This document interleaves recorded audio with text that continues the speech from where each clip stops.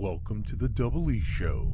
Bad strategy, horribly simulated. What's going on, everybody? Jibba73 back with the Double E Show. Back with Lamplight City. When we left off in the last episode, we had gone to Upton with our findings to accuse Roger DeVay. We witnessed him being arrested. We came home to find that we were running late to something we were going to go with Addy to. But it looks as though we are not going to go. Not in the mood to go out. I'd much rather spend a quiet evening with you. Perhaps we can reschedule. Let us try that. Why not just reschedule? I'm sure they'll understand. They're leaving on a 2-month trip to Europe next week. This will be the last chance to see them for ages. Then go ahead without me. Please give Anne and Joseph my regrets. So you're just going to sit here at home by yourself? I'll probably just catch up on my reading or try and get some sleep. Maybe I'll get around to reading that story in Brentwell's. All right, suit yourself. I shouldn't be home too late, but don't wait up. Have a wonderful time, my love.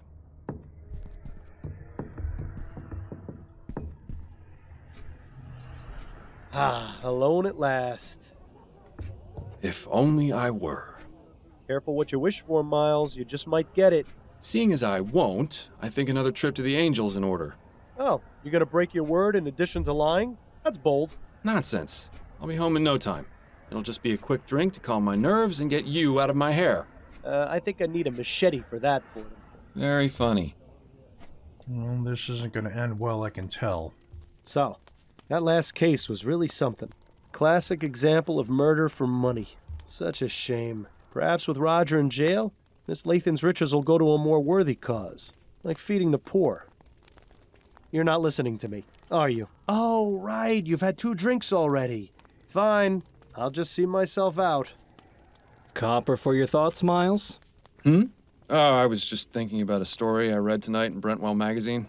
It's called The Dissembling Mechanism. Are you familiar with it? Afraid not.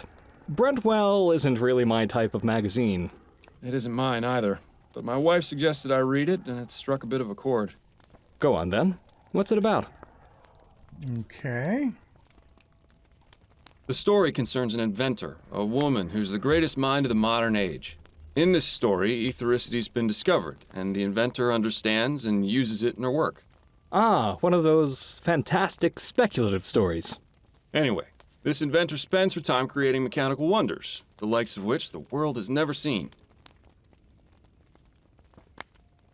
The inventor has a son whom she loves dearly. One day, he meets a tragic end in a carriage accident. The inventor is devastated. All too common in these types of stories. Yes, well, as I mentioned before, the inventor is the greatest mind of the modern age. She spends weeks researching a way to bring him back. She toils for hours, forgetting to eat, neglecting her duties, forgetting her friends. Finally, she finds a way to repair his broken body with mechanical implants. Once that's done, she harnesses the power of ethericity and revives him from death. Why would she go and do something like that? Because the inventor's obsession was fueled by love. She cared so much for her lost loved one that she vowed to do everything in her power to save them from death. Unfortunately, things don't go well.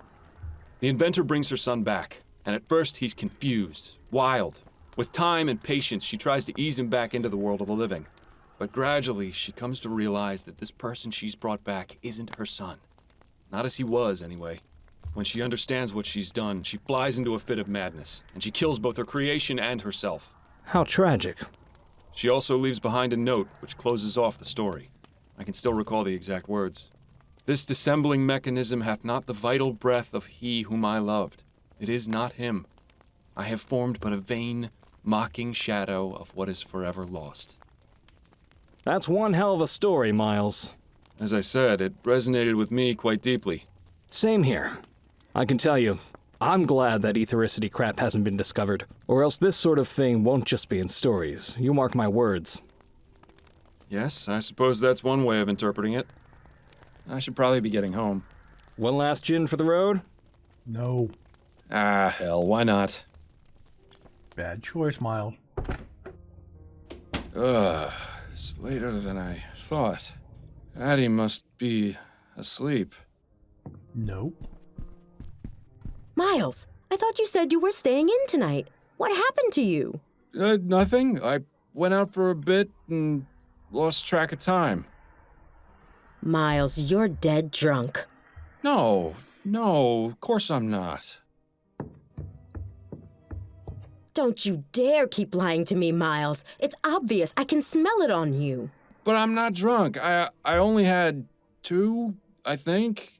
I don't care how many you had. You promised me this wouldn't happen again. Where exactly did you go tonight anyway? I was at the Angel. The Angel? But why would you go there? I suppose I was just trying to relive the old days. So why didn't you tell me you were going? I don't know. Miles, this has to stop. First it was that sleep medicine, now you've started to go out drinking yourself into a stupor after you explicitly promised me you wouldn't again. It's clear that you've been keeping something from me Just and tell using her. drugs and drink as a way to avoid dealing with it. No, really, it's just... No, Miles, I'm tired of the lies. I heard what you said when I came home from my appointment with Mrs. Lefebvre. God forbid Adelaide ever find out about something. I wanted to think I'd imagined it, so I let it go, but I've come to realize just how wrong I was. Addy, please. Enough. No more excuses, no more lying. I just want to hear the truth. What is it you're not telling me?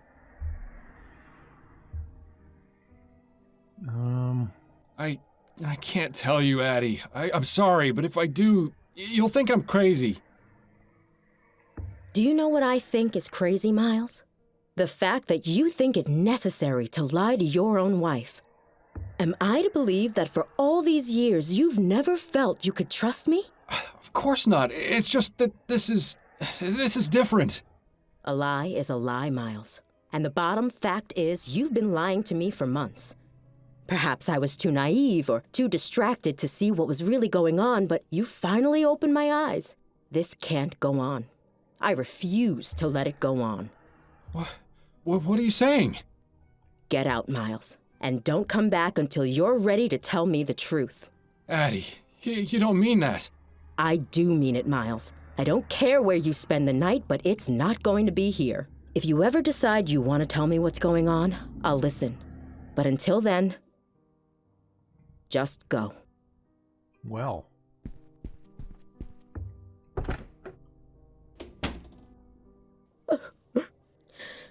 Oh.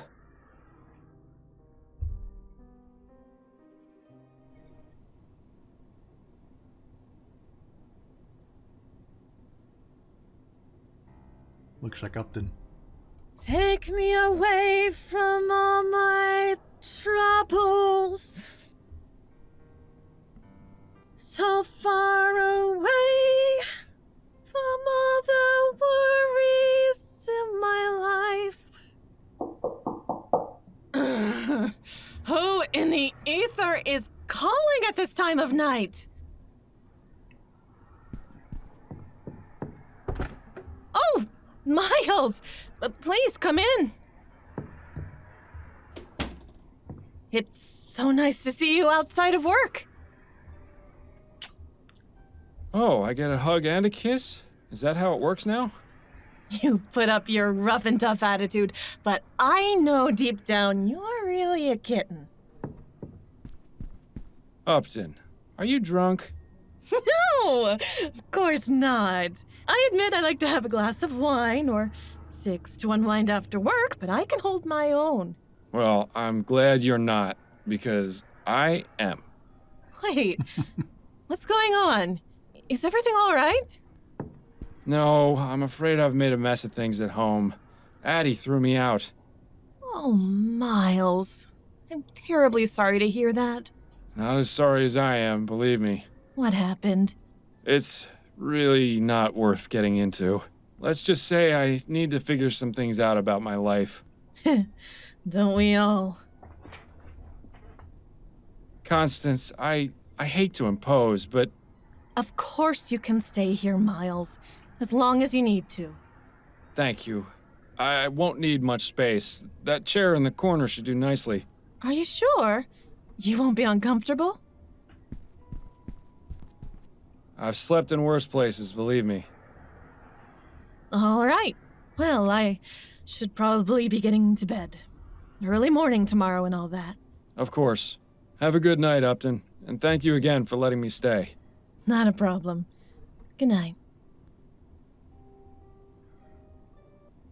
Okay.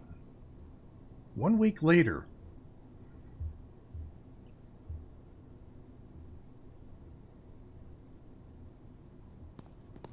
Election night. The perfect opportunity to switch out one rich swindler for another.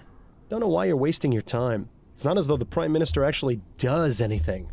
It's oddly quiet in here. Maybe my mustache drawing campaign had an effect after all. Good evening, sir. Are you registered to vote? Yes, I am. Here's my registration card. Very good, Mr. Fordham. Voter You've come at ID. an excellent time. Go ahead and step inside a booth. Take as long as you need. Thank you, young man. It's quite a good idea.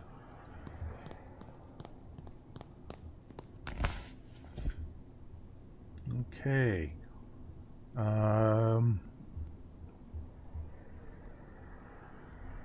Let's see. Vote for Herbert Atwood. Vote for Hart Leroy. Let's do Atwood. Why not? Well, that's taken care of. Thankfully, the Angel isn't a polling place, so we can still have a nice quiet evening.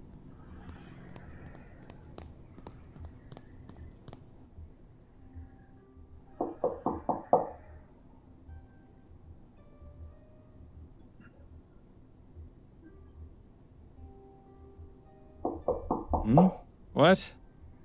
My head is pounding. Damn withdrawal. Actually, I think someone's knocking at the door. Oh, right. Okay.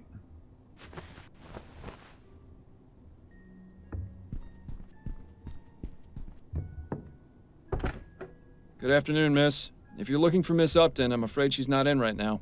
No, I've already spoken with Miss Upton. I'm looking for Mr. Miles Fordham. Oh, I see. Well, I'm Miles Fordham. What can I do for you, Miss... Mrs. Emily Morgan. I have a problem, you see. Miss Upton said you'd be able to help. I suppose you'd better come in. Okay. So, what seems to be the trouble? It's my brother, Ronan Lespay. He was murdered 4 nights ago outside a tavern in the Chum. How unfortunate. 4 nights ago, on election night, I suppose he was spared having to see the outcome. Okay, on election night. We'll go with that. On election night? Yes, I suppose it was. Could you please tell me what happened? The police took his body to the mortuary and investigated the crime scene, but they're out of ideas. I've been down there at the station every day, but they don't seem to care enough to look into it any further. All they've been able to determine was that it wasn't a robbery, and that the clothes he was wearing weren't his. My brother was a good man, Mr. Fordham. He would never have willingly gone to that part of town. I need to know why he was murdered, and I want whoever did it to pay for it. Very well, Mrs. Morgan. I'll take your case. Oh, thank you, Mr. Fordham. I just need to know where your brother was killed, and where I might be able to contact you. He was found outside the Silent Raven. It's on Alewife Avenue, on the west side of the Chum. Here, take this. It's a photo of Ronan. It might help your investigation. Okay. And if you need to speak with me, you can come to my husband's bakery. It's here in Worcester, at 15 Drummond Street. Very good. I'll begin my investigation right away. Thank you again, Mr. Fordham. You have no idea how much this means to me.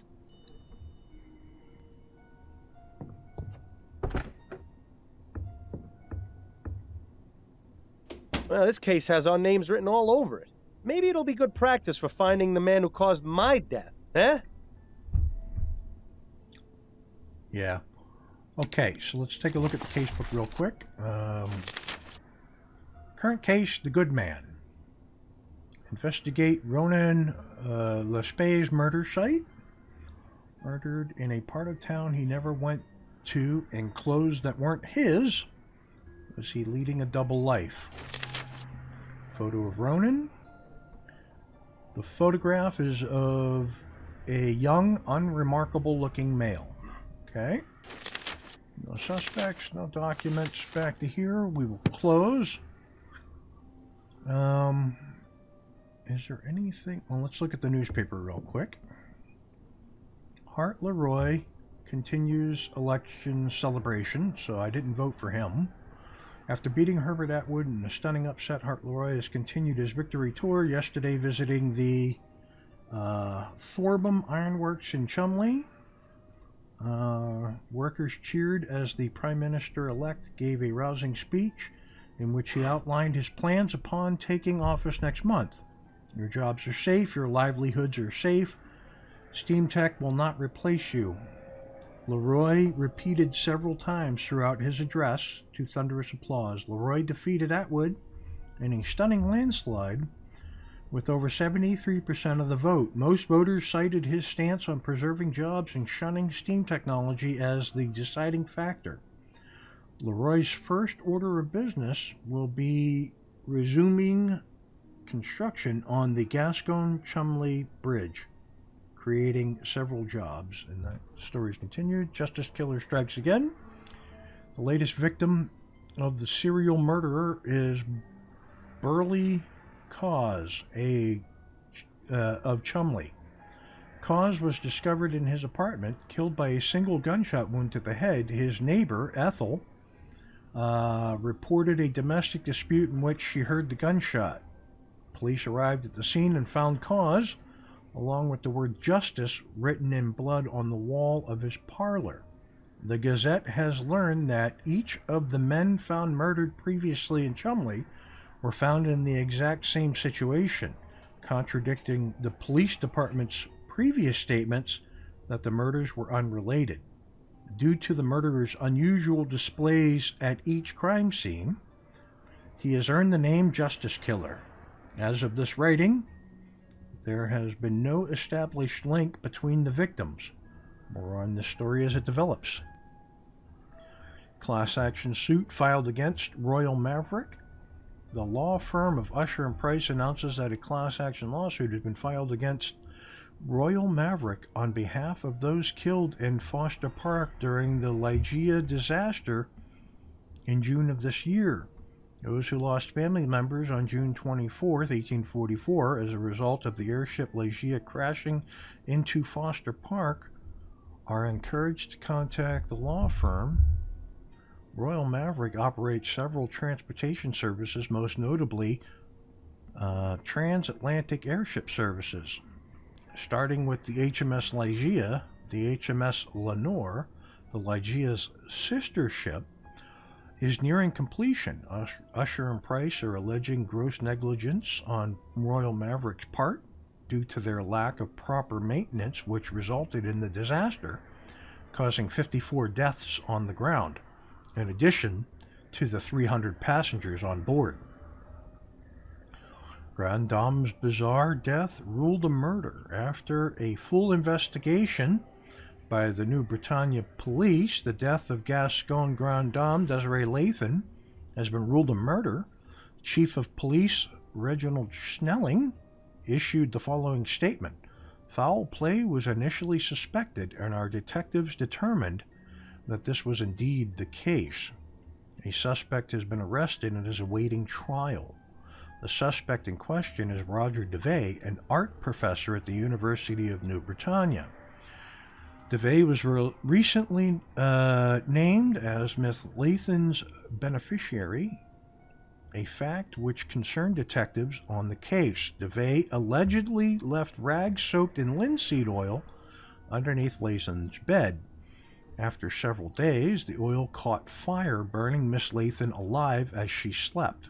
According to Snelling, the scene was intended to appear accidental, but thanks to the brilliant work of our finest detectives, the sordid truth was revealed. Yeah, we did that. Right on. Okay, so I suppose, well, what a handsome couple. Judging by the uncanny resemblance, I'd say these are Upton's parents. Right on. Okay, so let's go to map. We can go, that's where we go to find the bakery, Upton's apartment, the Silent Raven in Chumley. So, let us go. And actually, let's get more information on the brother, Ronan.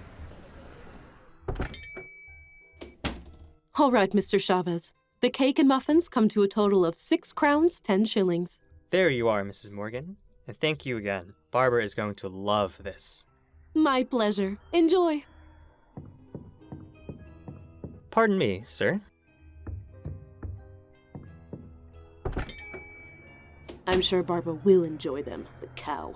Ah, Mr. Fordham. Welcome. Thank you, Mrs. Morgan. Have you got time for a few more questions, Mrs. Morgan? Yes, of course. What can you tell me about your brother?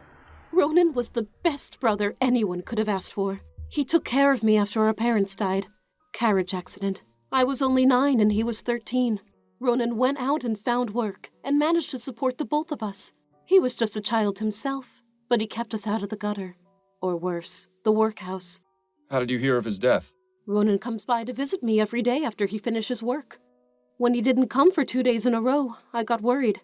I went to his apartment, but he wasn't there. So I made a report to the police. Yesterday, they contacted me and asked me to come to the mortuary.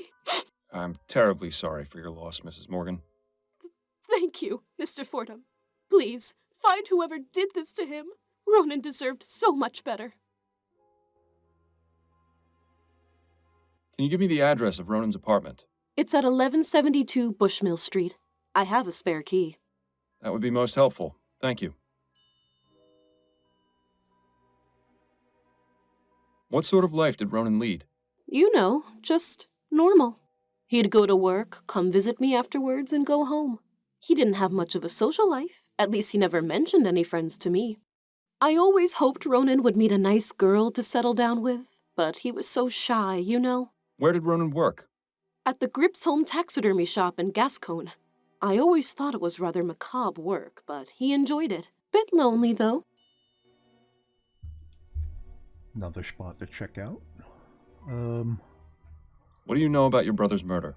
Only what the police told me. He was shot at close range outside that pub in the Chum. Nothing was missing, and his wallet had money in it, so they said it wasn't a robbery. I didn't recognize the clothes he was wearing. I had never seen them before, and they were far too big for him. I still can't believe he's gone. He was the only family I had left. Dr. Edwards at the mortuary might be able to give us some more detailed information. The only thing we'll get out of this one is more tears. Right? Okay. Those are all the questions I have for now. All right, Mr. Fordham. Okay, so let's take a quick look here. Search his apartment for clues, investigate the Gripsham taxidermy shop, and speak to Dr. Edwards about the murder. Of course, okay.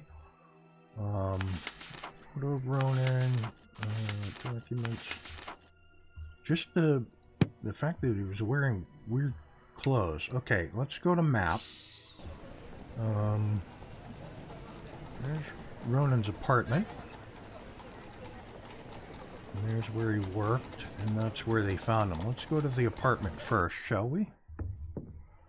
Quite the collection of exotic items in here. Ronan appears to be a seasoned world traveler. Or at least knows someone who is. Right? Okay. So... This mask looks African. You should try it on. It'd be an improvement. Some kind of owl mask. The hair looks incredibly familiar. This one is scarier than the other masks. Wait a moment. I think I saw something shiny in the back of the mouth.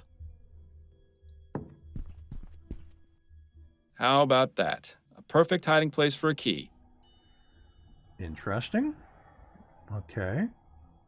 Probably goes to this desk. Now to find out what Mr. Lespay finds so precious. Okay. We got letters, a ship in a bottle, letter, looks like a stain, teacup, journal. There's a drawer. They appear to be a pair of letters from Ronan's landlord. July. With regards to your request for an extension to pay this month's rent, I'll gladly give you until next month. You have always been a reliable tenant who has paid on time, so don't be concerned. I hope you resolve your issues. September. I understand we all go through financial difficulties, but I'm afraid I can't extend my generosity beyond the end of 2 months. Please have the rent ready by then, or I will have no choice but to seek legal action against you. Okay. This one appears to be from Emily. Okay. This is December of last year. Gerald and I will be celebrating the new year and would like to invite you to spend it with us. Please feel free to bring along any guests you'd like, especially any lady friends you might have. All my love, Emily. Okay. It's empty. Too bad. Okay. Aha. A letter from someone called Jimbo? Next week will be a year since we met. I can honestly say my life has changed for the better in every possible way, and I will always hold July 8th as a special day in my heart. I can't wait to see you again, Jimbo. Okay. Interesting. Ooh, this teacup could use a washing. I'd be surprised if it isn't permanently stuck to the desk. Looks like you found Ronan's journal. Perhaps this will be able to give us some more insight into what he was up to before he died. Right? Read entry from July 8th, yeah. There are 2 entries, one from this year and one from last. So, start with last year's. July 8th, 1843. I've decided I need to get out more, so I'm going to a club in Gascon tonight. Stuffing animals has taken its toll, and I need to talk to someone who isn't Emily or my coworkers. Gerald told me about a place called the Crimson Cat. I'll try it, and if I don't enjoy myself, I'll just come home. Now for this year's entry. July 8th, 1844. Today is our 1-year anniversary. We're going to meet at the Cat again. I love him, but I wish he wasn't so attached to that place. Emily is so nosy, I worry that she might follow me and discover the truth about Jimbo. If we moved around, I wouldn't worry, but with him, it's always the Crimson Cat. I really shouldn't complain, though. What we have is something truly special. Well, it seems that our best hope of finding this Jimbo character is to visit the Crimson Cat. Yep. Let's read a random one. Let's see. June 17th, 1843. Someone brought in a rare big-eared hopping mouse from Australia yesterday. Stuffing it was quite a challenge, as the organs were difficult to remove without damaging the body. I think I'd rather not read about Ronan's taxidermy process any further. Right? Okay. So we'll leave the journal. Got a bookcase here.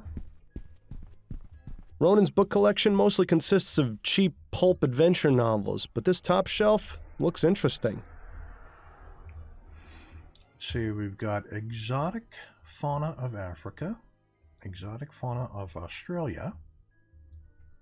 I think that's Bible in a weird text, unmarked book, and secret customs of the Orient.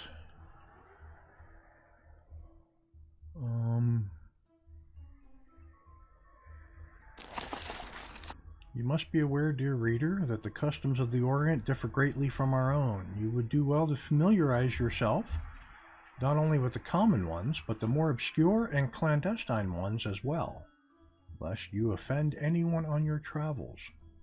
Opium use. At the turn of the century, travelers to the Orient would often seek out the more exotic pleasures, which is to say opium. Nowadays, the influx of immigrants from China to Vespuccia has caused a significant drop in this type of tourism, as many opium dens have appeared in El Presidio, with some even known to exist as far east as New Bretagne. In any case, opium dens are open to all who seek to indulge, known colloquially as riding the dragon.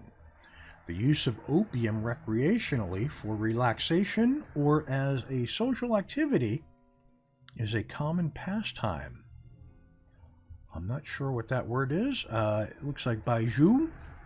If you are offered wine, make sure you understand what exactly it is you're about to drink. Chances are it might be bijou, a clear liquid usually distilled from fermented sorghum, although other grains may be used. Southern China versions may employ glutinous rice, while northern Chinese varieties may use wheat, barley, millet, or even Job's tear instead of sorghum.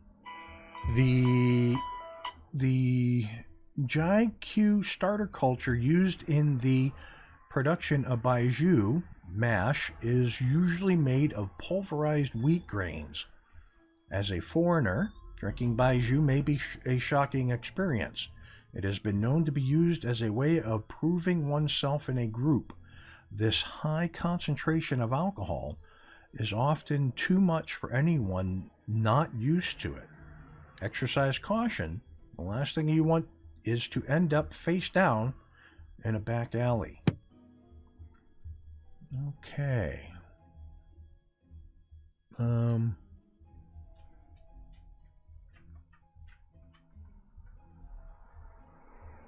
No title, and it appears to be blank. I wonder if Ronan just kept empty books on his shelf to appear well-read. It's in another language, but it appears to be a Bible. Right? Kangaroo, koala, black rhino, elephant. Okay. Got an I had an illustration that looked similar to that one. I wonder where it ended up. I guess Ronan won't be realizing his world travel dreams now. Death really has a way of messing up your plans.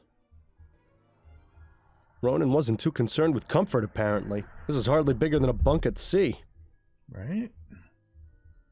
Maybe he was trying to get used to a traveling type bed. Just looking at this painting is making me feel seasick. Alright. Got the exits. Anything else? No, that's it. Okay. So, that's about all there is there. I think what we're going to have to do in next week's episode is go check out his work. Then we will probably head over to where he was murdered. And we will leave this for later. But I am curious as to his working routine. But we'll do that next week. So, if you liked what you watched, hit the like and subscribe button down below. Tell your family, tell your friends. If you have any tips, tricks, or anything like that, no spoilers, put them in the comments below, and I'll read them. And with that, I will catch you next Monday for another episode of Lamplight City. Peace. Thanks for watching. If you want to see more, check out the playlist above, or watch what YouTube tells you to on the right. Oh yeah, and subscribe.